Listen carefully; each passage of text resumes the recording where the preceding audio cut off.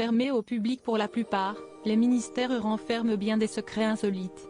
Dans un article publié ce 30 décembre, nos confrères du Parisien se sont penchés sur les bunkers de la République, enfouis en dessous du palais de l'Élysée, de l'hôtel de Beauvau, ministère de l'Intérieur, ou encore de l'hôtel de Roquelaure, ministère de la Transition écologique, dans le 7e arrondissement de Paris.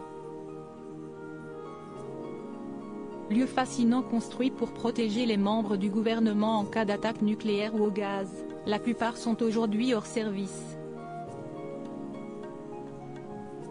Mais les ministres ne se privent pas de faire visiter les lieux à leurs invités, comme ce fut le cas de Nathalie Kosciusko-Morizet lorsqu'elle était ministre de l'écologie, du développement durable, des transports et du logement de 2010 à 2012. Celle qui s'est aujourd'hui retirée de la politique et qui a rejoint le groupe Capgemini à New York en 2018, adorait emmener les personnalités politiques en visite dans son ministère voir le fameux bunker.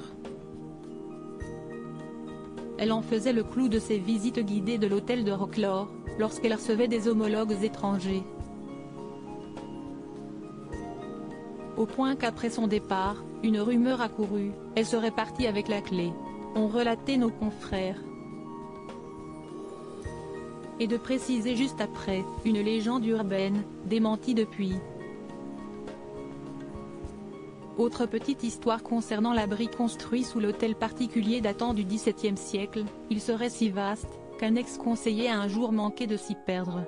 Supérieur à remaniement d'Emmanuel Macron, découvrez les ministres du gouvernement borni quand Nicolas Sarkozy discréditait NKM ce bunker, Nathalie Kosciusko-Morizet aurait presque pu le revoir un jour. Si son nom a refait surface en mai dernier comme éventuel Premier ministre choisi par Emmanuel Macron, il s'avère que Nicolas Sarkozy avait fait son possible pour lui construire une mauvaise réputation.